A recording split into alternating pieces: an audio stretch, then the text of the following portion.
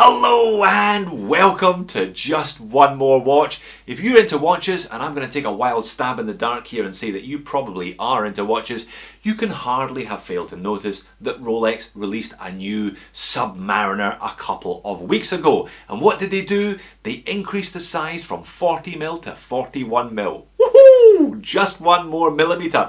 I'm not quite sure who was asking for that or why they did it, but there you go.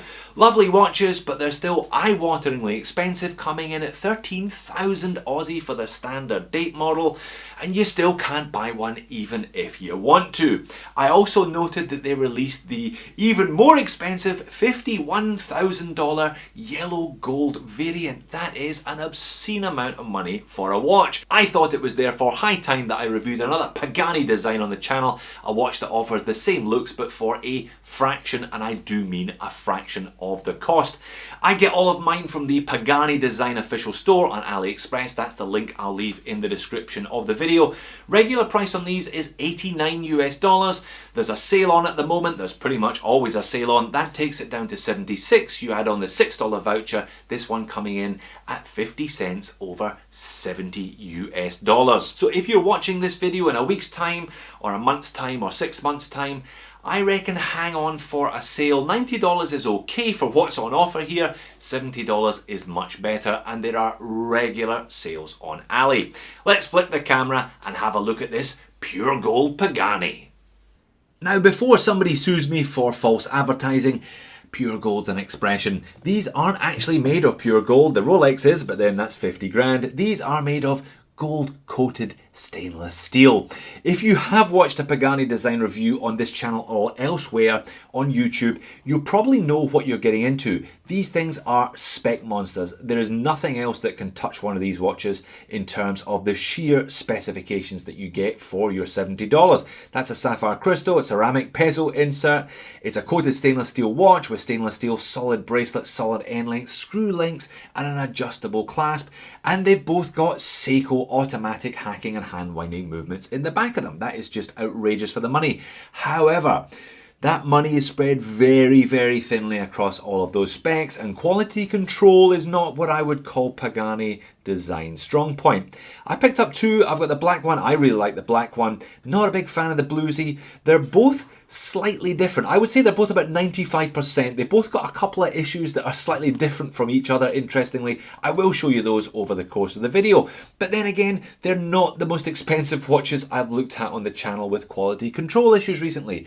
The $1,000 Seiko Willard couldn't get the bezel alignment right, and the 20,000 Australian dollar Rolex GMT Master 2 couldn't get the bezel alignment either. So perhaps I'm being a little bit too hard on these. My message is, don't expect the earth for 70 bucks. What you can expect though is a very familiar set of dimensions. Familiar if your reference point is the 2019 and backwards Rolex Submariner, perhaps now looking a shade small if your reference point is the 2020 and who knows onwards Rolex Submariner. So we have got a 40mm diameter, 47mm lug to lug, nice and compact. Only 12.5mm thick. Now this is Seiko powered as discussed. A lot of watches using the Seiko NH35, NH36 movement tend to be a little bit thicker than this, so they've done quite well. No bubble on the back here, keeping it nice and slim, wears quite flat on wrist. Also, 20mm lug width, tapering down to 16 just before the clasp, just under 18 at the clasp, and sized up for me. I had to take a total of 4 links out of this one. I'm guessing that will therefore accommodate up to say an 8¼ inch wrist. This one weighs in at 144 grams, so that is all pretty much spot on, exactly what you would expect. Now, gold. Gold color. If you're buying a gold watch for under 100 US dollars, you can expect it to look gold colored, but not necessarily to look like gold. It does a reasonable job, but it doesn't quite pull it off. For that, you are going to have to spend the big bucks. So gold coated stainless steel. They have replicated the pattern of brushing and polishing as on the Rolex, so we have got brush lugs therefore, high polished sides, little bit of brushing on the top of the crown guards, nice Pagani design sign crown, which is always a welcome addition on a watch at this price, and a rather nicely machined brushed gold looking bezel. As I mentioned, solid links, solid end links on the bracelet here, screw links, if I can show you the screw just north of the clasp. Now this is Pagani's kind of signature clasp.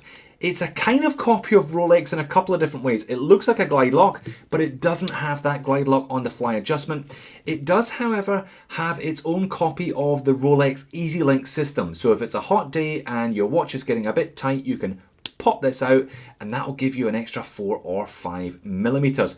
A welcome addition at the price, though this one is rather stiff. Dial and handset exactly as you would expect to see on any self-respecting Rolex homage. So Mercedes hands, they're just flat, but they are all in gold to match the case of the watch. Classic index pattern, the triangle at 12, the baton down there at 6, another one at 9, and circular applied indexes everywhere else, applied to a reasonable depth, and there is a bit of lume on them and on the lume pip of that ceramic bezel insert. Lume is always a bit of an Achilles heel on sub $100 watches. This one doesn't do too badly for itself, I have to say, but you're not really going to be relying on this one if you're diving to any great depth, I don't think. Screw down crown, screw down case back, 100 meters of water resistance. It should be fine for splashing around the pool. Or the odd bit of snorkeling perhaps, but I wouldn't be suggesting you did much more than that with it anyway. Really, it's the sapphire crystal on the front and this Seiko Instruments NH35A beating away in the back here that really makes this watch a bit of a bargain at the price. 24 dual hacking and hand winding auto. These movements, I've reviewed watches up to $600 US, featuring an NH35, arguably all you really need in a watch. Remarkably reliable, robust and rugged, and if it breaks in 4 or 5 years time, to be honest, you just put it in the bin and you buy another watch. And you would be chuffed to bits, as they say, if you popped your $70 Pagani on the time grapher, if you happen to own one, and got a set of numbers like that. That is fantastic. That's probably the best of these NH35s. Usually I find they run between, +5 and +10 seconds per day. So to find one running under +5 seconds a day with a healthy amplitude and 0 beat error, that's what you want. Thanks very much. And that's what the watch looks like on my 7-inch wrist. I'm sure you've seen this or various other Rolex clones like it. They all wear identically, and there's a reason for that. It's because they wear fantastically. Rolex hadn't changed the design in over 50 years. Rolex, why did you change the design? I still don't quite understand it. I guess they were trying to shrink the lugs a little bit. They also expanded the lug width. But hey, this isn't a Rolex video, this is a Pagani video.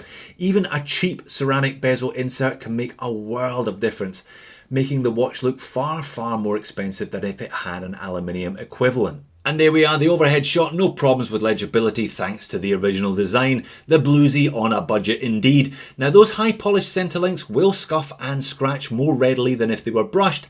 And bear in mind it's a $70 watch with a gold coating, so if you are rough on your watches or you tend to wear this one long term, there is a chance that on the key contact patches like the clasp, etc., perhaps the crown around the crown guards, if you're winding this one regularly, that gold finish will wear off eventually. But until that time comes, you can enjoy glorious gold tones anyway from one of these watches for not an awful lot of money. Like I said, I prefer the black one myself. I've never really been into blue dial watches, but they also do a green one which I think could look great. Perhaps I should have picked up one of those rather than these two. And on wrist there isn't a lot of curvature from the original Rolex case design, but like I said, this watch conceals the extra girth of its Seiko NH35 very well. It wears flat, it wears surprisingly nicely.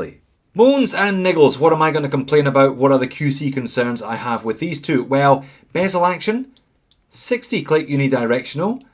60 clicks a little bit unorthodox, I'm not going to complain about that, but the bezel action is a little bit wobbly, just like it was on the Rolex GMT Master 2 that I reviewed a couple of weeks ago. Not so bad on this blue one, but not particularly confidence inspiring on the black one. I must say there's quite a bit of backplay there. It does lock into place, but it takes a while to do it.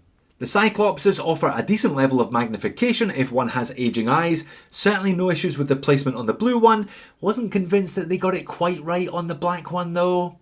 And I said that the copy Easy Link on the black dial model was stiff. The one on the blue dial model is really stiff. I guess that will loosen up with time, but it's a little stiffer than I would have liked. I always think that maybe is a bridge too far. I would love to see them do a simpler clasp rather than try and add an extra feature but not get it right. So there you have it, another spectastic Pagani design watch for $70 USD. Really, there is nothing that can touch these watches in terms of specs per dollar on paper at the moment. Perhaps if the stainless steel models weren't quite blingy enough for you, then one of these gold toned versions will suit your purposes. As always though, look out for QC concerns. I wasn't entirely convinced by the Cyclops in the black one, and the Easy Link was very stiff on the blue one. But when Rolex can't even get a bezel to line up on a watch costing 20,000 Australian dollars, perhaps I'm being a bit too harsh on Pagani for the price. Thank you for watching. I will see you in a future video.